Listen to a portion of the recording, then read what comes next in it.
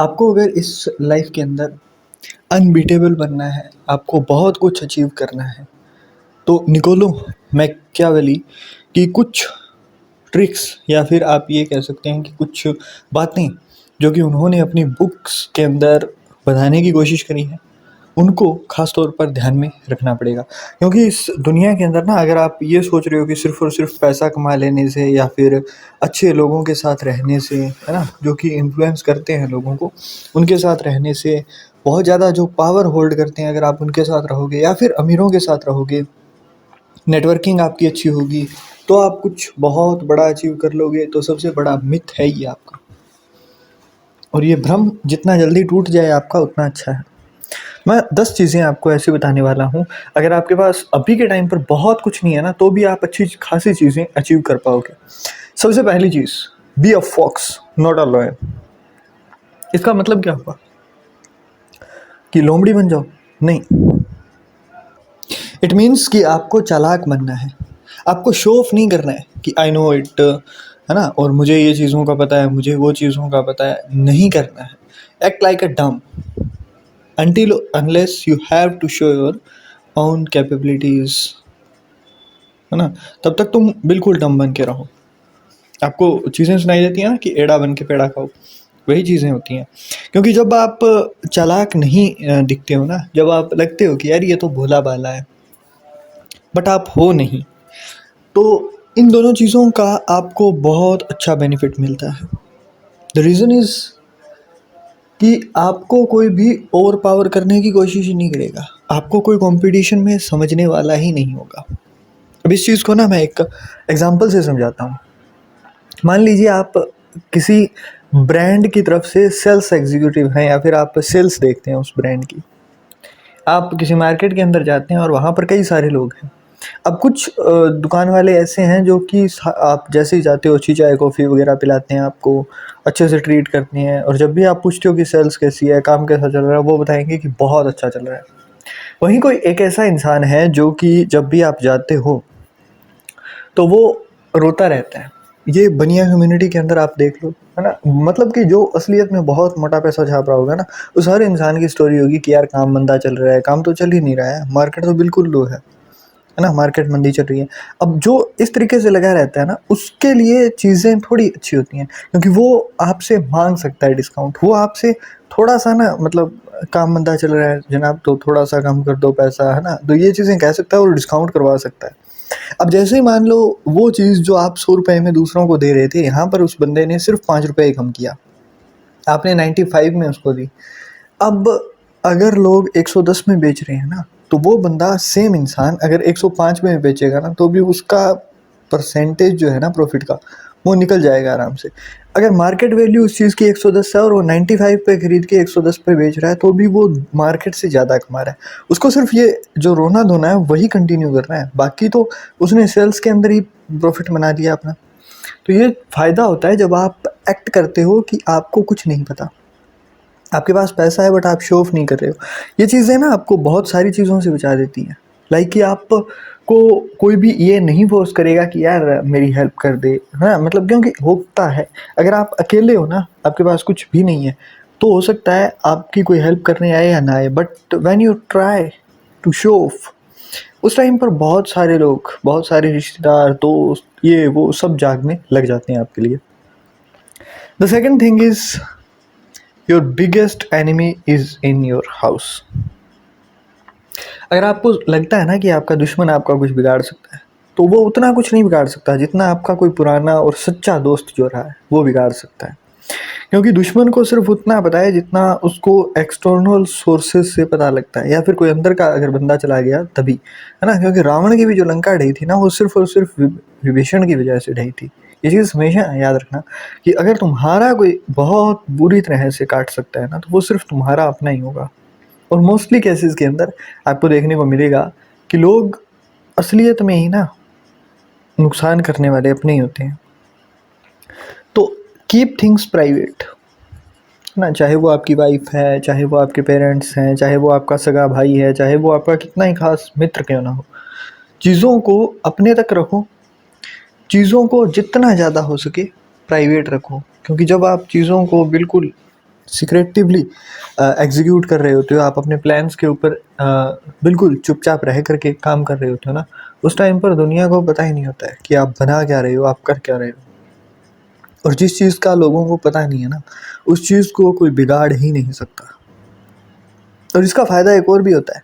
आप यहाँ ना एक स्टोरी सोचो कि आप दुनिया को ये दिखा सकते हो कि यार मैं तो एक बिस्किट का पैकेट भी नहीं खरीद सकता हूँ, चाहे आप वो पूरी की पूरी बेकरी होल्ड करके बैठे हो, है ना, उस पूरी बेकरी के मालिक हो, बट आप दुनिया को नहीं दिखा रहे हो। इट मीन्स कि यार बंदे में कुछ तो है ना, और हर किसी को नहीं लगेगा।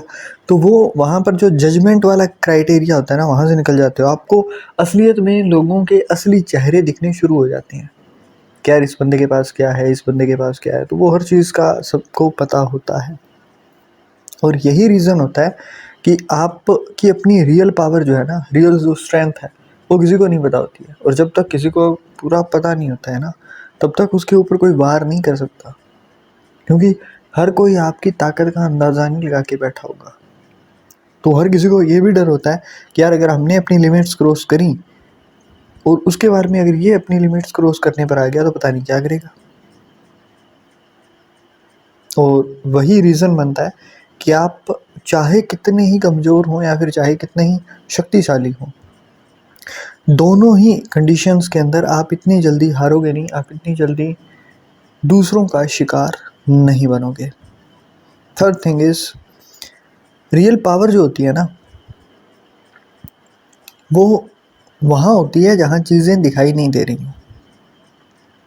अभी आप इंडिया की बात करो, यूएसए की बात करो, कहीं की भी बात करो, आपने एक चीज़ अगर गौर करी हो तो जब से एप्स्टीन फाइल का केस ऊपर आया था, उसके बाद से ईरान वाला जो मसला था वो शुरू हो गया, जगह जगह लड़ाइयाँ शुरू हो गई।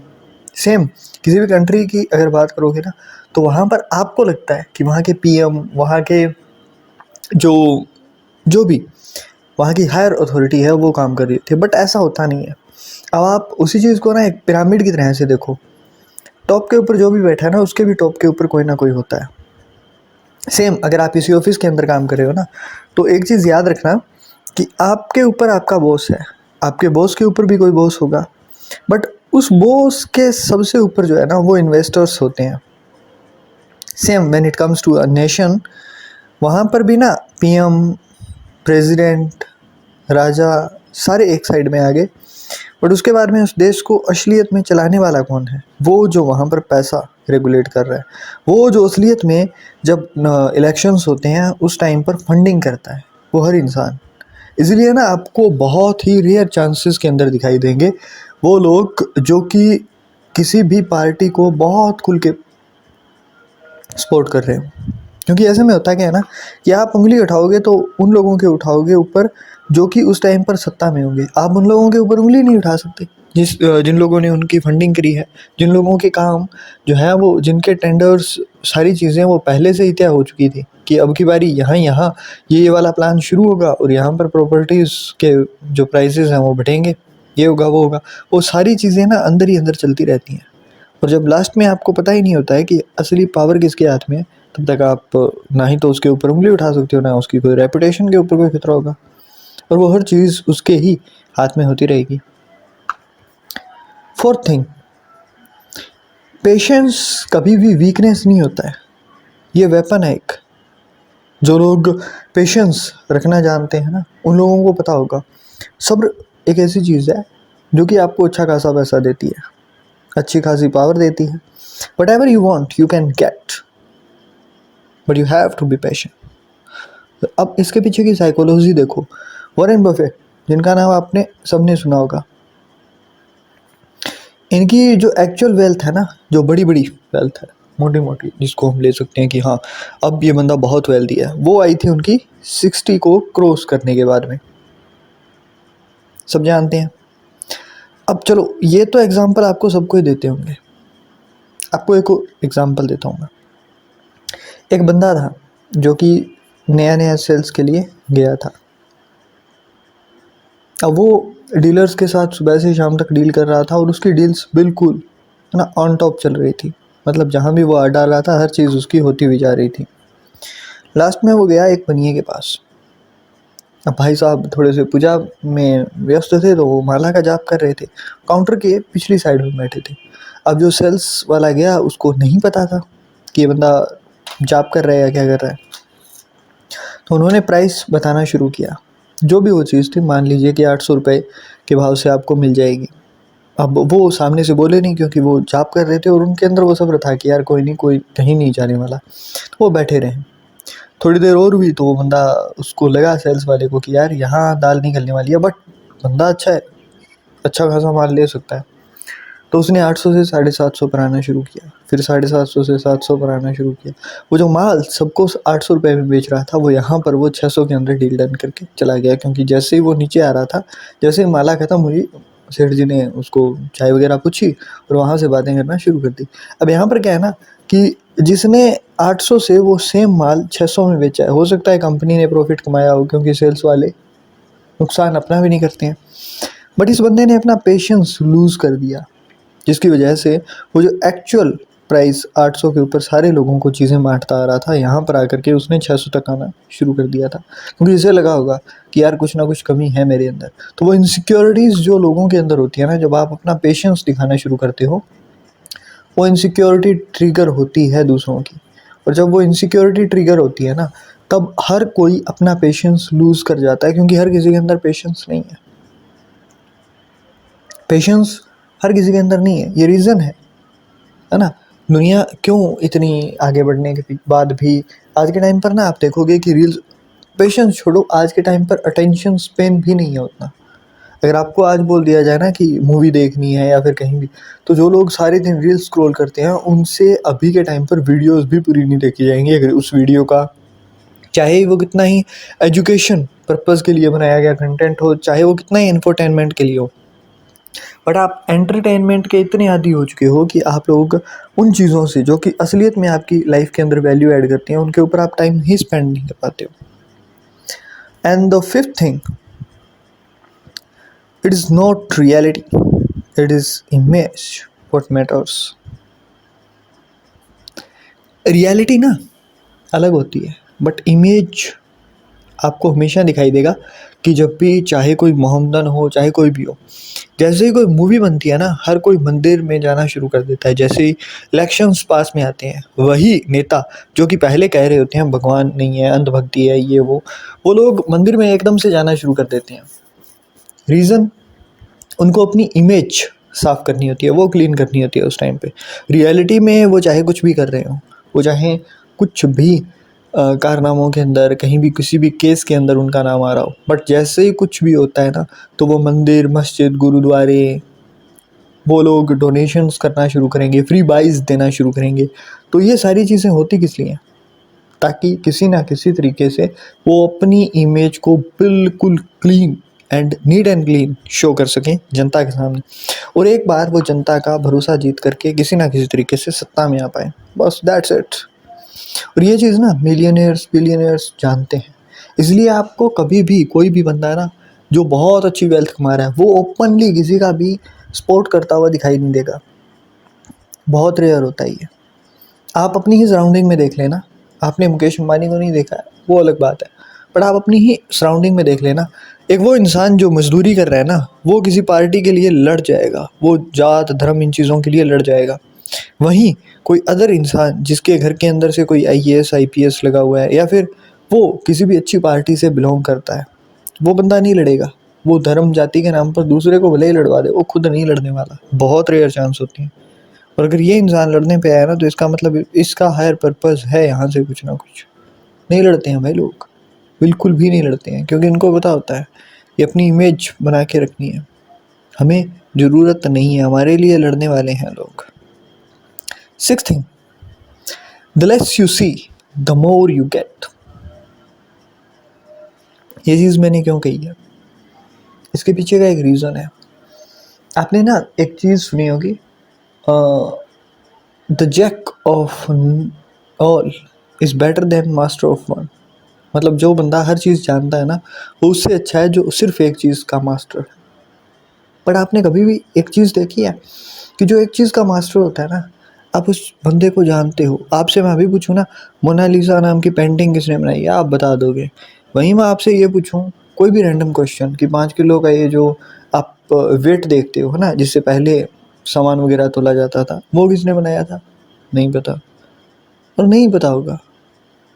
तो ये चीज़ें ना थोड़ी सी सुनने में बहुत अच्छी लगती हैं, बट कुछ एक सेक्टर्स के लिए ही सिर्फ अच्छी हैं। अगर आप हैकिंग वगैरह सीख रहे हो, एथिकल्स है ना, या फिर आप ट्रेडिंग सीख रहे हो, कुछ भी ऐसा ट्राई कर रहे हो, तो वहाँ पर आपको एक चीज़ के अंदर मास्टरी होना फ़ायदेमंद नहीं लगता है। But when it comes to something like business, communication skills, sales, जहाँ पर असलियत में मोटा पैसा बनता है, वहाँ पर आपको हर चीज़ को देखना, हर चीज़ को जानना ज़रूरी नहीं है। अगर आपका काम सेल्स का है ना, तो आपको एडवर्टाइजिंग आनी चाहिए कि हाँ, एडवर्टाइज़ आप कैसे करोगे। बट इसका मतलब ये नहीं है कि आपको ग्राफिक डिज़ाइनिंग भी आनी ही चाहिए, नहीं आनी चाहिए। आपको काम करना नहीं होता है उसके बाद में, आपको काम करवाना आना चाहिए।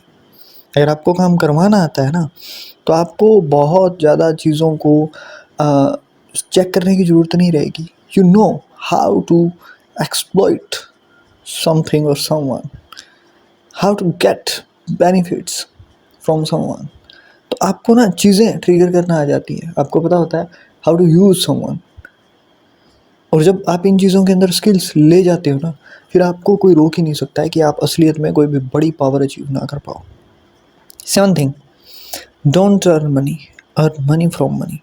पैसा कमाना हर किसी के बस की बात है, पैसा हर कोई कमा रहा है।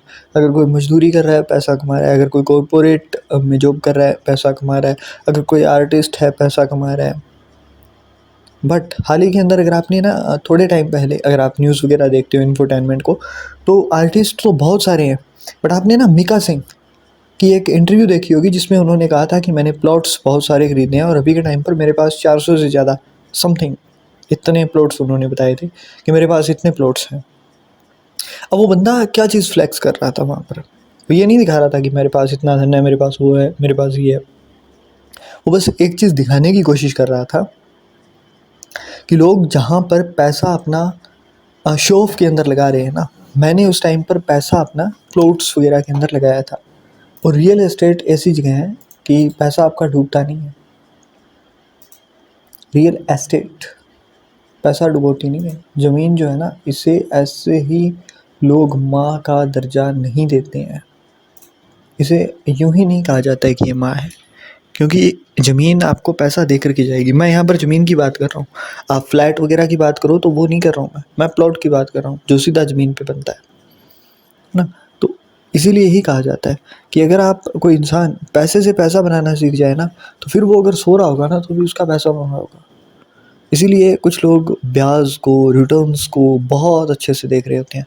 इसीलिए कुछ लोग रिस्क लेना जानते हैं। इसीलिए कुछ लोग बहुत ही डीपली जा कर के काम करते हैं। इसीलिए कुछ लोग स्टॉक्स के अंदर, क्रिप्टोज़ के अंदर, हर जगह पर है ना, आप लोगों को ऐसे लोग मिल जाएंगे ये चीज़ कहते हुए कि यार मेरा पैसा वहाँ पर डूब गया था। बट एक चीज़ याद रखना, जिन लोगों का पैसा फंसा हुआ होता है ना, कि कोई कंपनी के अंदर उन्होंने पैसा डाला और वो पैसा फंस गया, ऐसे ही लोग आपको मिलेंगे जो कि कितना ही वर्स्ट टाइम इनकी लाइफ का चल रहा हो, फिर भी इनके पास ना फ्लो ऑफ मनी कम नहीं होता है। रीज़न, क्योंकि ये जानते हैं कि कहीं भी पैसा लगा रहा हूँ ना मैं, मुझे पता है कि इतना तो मैं कमा लूँगा। अगर वो 1.5 2 लाख, 10 लाख, 20 लाख, 25 लाख जितना भी डाल रहा है ना, वो उसको पता है कि वो कितना एबल है और वो कितना ईजिली वो सेम अमाउंट वापस से निकाल के ले आएगा। और यही रीज़न होता है कि ऐसे लोग अपनी लाइफ के अंदर अंधाधुंध पैसा कमाते हैं, क्योंकि ये रिस्क लेने से पीछे नहीं हटते। और पैसा उन लोगों के पास ही आता है जिनका माइंडसेट जो है ना, वो अबंडेंस के अंदर ही रहता है। They know what they really want to do in their life and they know how to get benefited from any asset. 8th thing, stop being और stop looking rich, be rich. What does it mean by? Actually होता क्या है ना, आप लोगों को आसपास में भी दिखाई दे जाएंगे।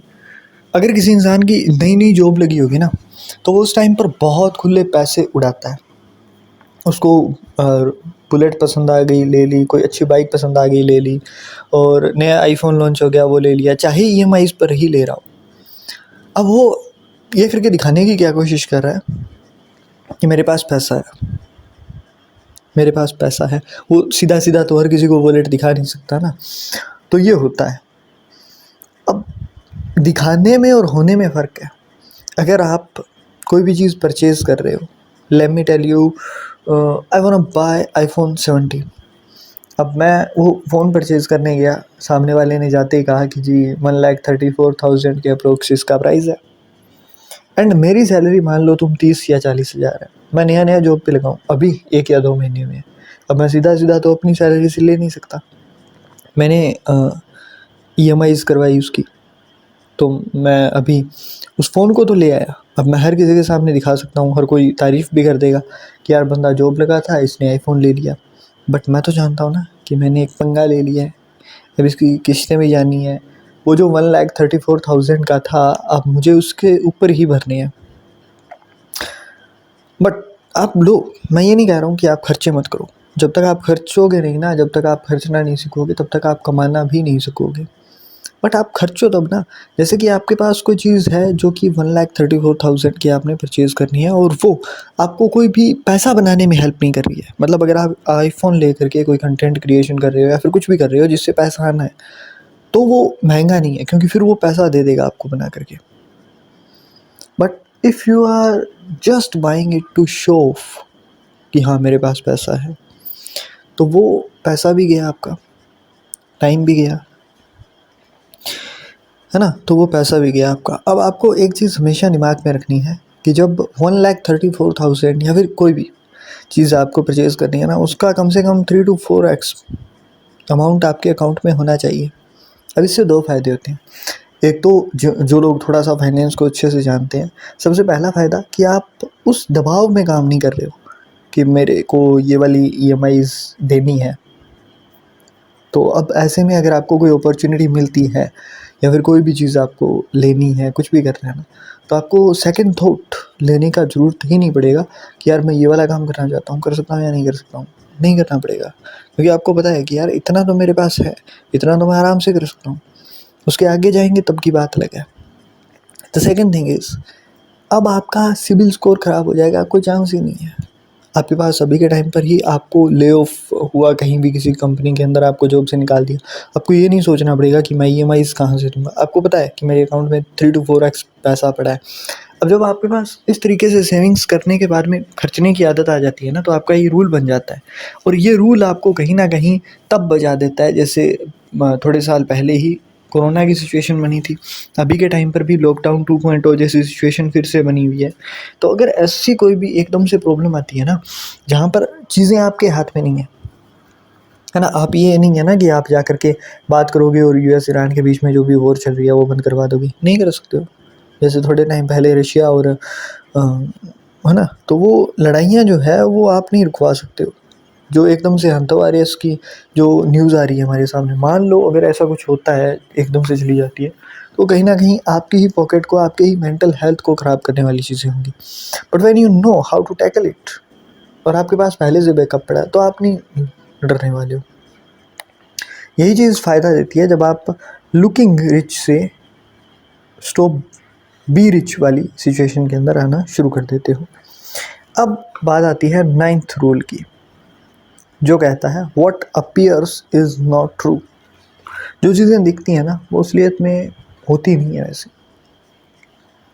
अब इस चीज़ को ना आपको मैं एक छोटा सा कंपनी का नाम मैं नहीं देने वाला हूँ। अगर कोई इंसान यहाँ तक इस वीडियो को देख रहा है ना, तो वो सिर्फ कंपनी का नाम बता देना। एक कंपनी जिसने अपने कपड़े बहुत महंगे प्राइस पे बेचे हैं और बेचती थी, उस कंपनी के अंदर ना ईंट, जो ईंट नहीं होती है अपने घरों के अंदर यूज़ होती है, ब्रिक्स, वो अपने टैग के साथ बेचनी शुरू करी और एक एक ईंट अच्छे खासे प्राइस पे बेची। अब वो थी तो ईंट ही, बनी भी उसी मिट्टी से थी, बट वो बिकी क्यों? क्योंकि वो उस कंपनी के ब्रांड के साथ आ रही थी। अब ये कंपनी का नाम जो है वो S से शुरू होता है और E पर ख़त्म होता है।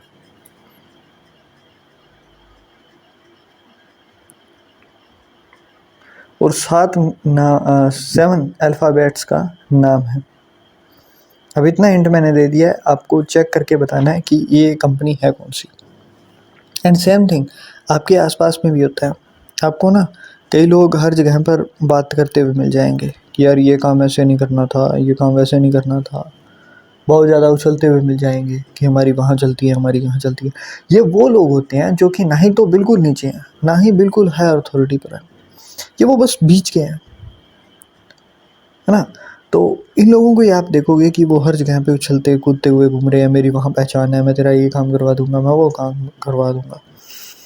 और वहीं जिन लोगों की असलियत में कहीं भी बहुत अच्छी पहचान होती है ना, वो लोग आपको बिल्कुल ऐसे दिखाई देंगे कि यार इसको तो कोई जानता ही नहीं होगा।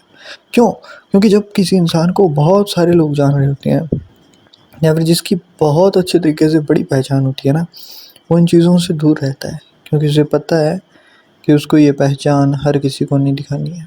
उसको पता है कि उसको अपनी पावर हर किसी के सामने शो ऑफ नहीं करनी है। उसे ज़रूरत ही नहीं है किसी को ये चीज़ प्रूव करने की कि वो क्या कर सकता है, क्योंकि उसे पता है कि वो क्या कर सकता है। तो वो अपने आप से ही ना खुद से वैलिडेशन लेता है। उसे दूसरे की वैलिडेशन की ज़रूरत ही नहीं है कि वो सच में क्या कर जाएगा, क्या कर सकता है। ये सारी चीज़ें उसके लिए मैटर ही नहीं करती हैं। एंड अब बात करते हैं 10th रूल की। Money is loud but wealth is quite. नया नया जिसके पास पैसा आता है ना, ऐसे इंसान के पास जिसने बहुत लंबे टाइम तक गरीबी देखी हो, बहुत ज़्यादा पैसा ना देखा हो, वो इंसान उतना ही फुर्ती से पैसा उड़ाता है। आपको ना मैं कुछ सिनेरियोज बता रहा हूँ। आपने थोड़े टाइम पहले एक, अगर लोग जानते हैं तो रानू मंडल, एकदम से ग्राफ बहुत ऊपर गया था, सॉन्ग आए थे, है ना। अब किसके साथ आया था वो भी आप जानते हो। अब उनका जब सॉन्ग आया, अच्छा खासा पैसा कमाया, अभी के टाइम पर देखोगे फिर से वही हालात हैं।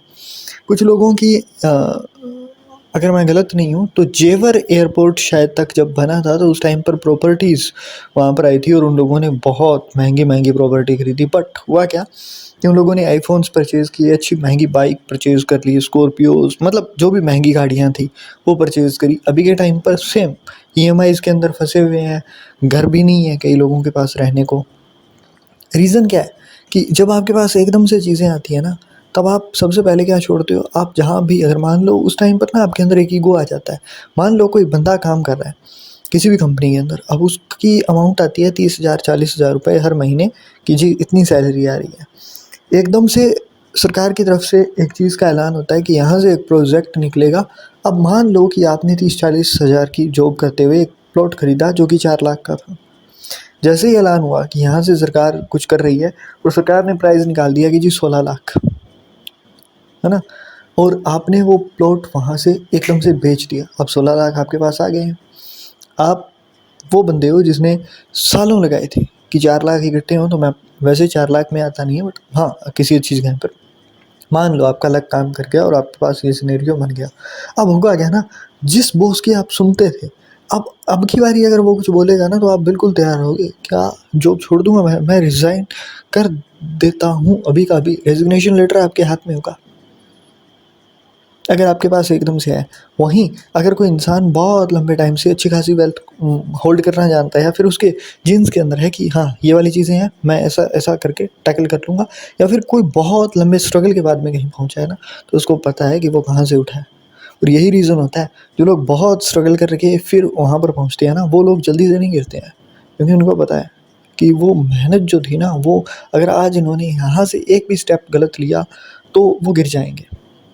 मैं चीज़ें क्या समझाना चाहता हूँ इस चीज़ से, being rich is not a big deal, but to stay rich you have to work a lot on yourself, on your personality, है ना। हर चीज़ के ऊपर आपको काम करना पड़ेगा, वरना आप अमीर हो सकते हो बट अमीर रह नहीं पाओगे, क्योंकि एक ना एक पीक पॉइंट ऐसा आएगा जो कि आपकी सारी की सारी लाइफ को वहीं ले जा करके रख देने के लिए पूरा होगा, है ना। तो ये चीज़ हमेशा याद रखना, जो भी पॉइंट्स मैंने बताए हैं वो based on my own experience है। ये वाली चीज़ें जो आप जिस चैनल्स के ऊपर देख रहे हो, या फिर मैं कभी आपको ना शो करूँगा कि क्या कुछ होल्ड करते हैं अपने, तो वो जिस भी दिन इस चैनल का अच्छा खासा मतलब हो जाएगा ना ऑडियंस बेस, उस दिन मैं आपको शो करने वाला हूँ कि चीज़ें ऑटोमेशन पे लगा करके किस तरीके से पैसा बनता है। तो वो चीज़ें ना आपको रियलिटी के अंदर काम करती हैं आपके लिए। एंड अभी भी मैं ये अलग अलग सेशंस इसीलिए ले रहा हूँ ताकि आपको हर वो चीज़ जो भी आपको चाहिए, वो चीज़ें, वो कंटेंट आप तक पहुँच सके, जिससे देश की जनता कम से कम, मैं नहीं चाहता हूँ कि 100 लोग, 1000 लोग, 10,000 लोग, जितने भी हो पाएँ, वो इसको सुने भी और इसको यूज़ भी करें।